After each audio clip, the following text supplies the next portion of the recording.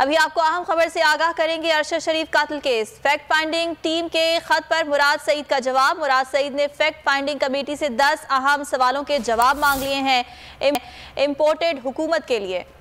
आपको आगाह कर रहे हैं इस खबर के हवाले से। मजीद आपको ये बताएं कि अरशद शरीफ की जिंदगी को खतरा था। रहनुमा तहरीक इंसाफ मुराद सईद ने यह बताया है, तहफ़्फ़ुज़ के बजाय वफाक़ी हुकूमत मखमसाना इक़दाम करती रही। वज़ीर दाखिला ने अरशद शरीफ कत्ल पर मुतअद्दिद बार गैर जिम्मेदाराना बयानात दिए।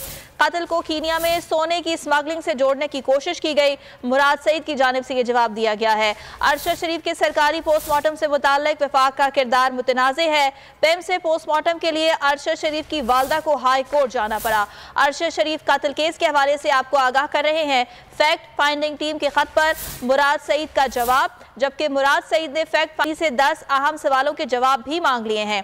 इम्पोर्टेड हुकूमत ने आते ही अरशद शरीफ के खिलाफ कार्रवाइयां शुरू कर दी। अरशद शरीफ की जिंदगी को खतरा था। रहनुमा तहरीक इंसाफ मुराद सईद की जानिब से जवाब में ये बताया गया है।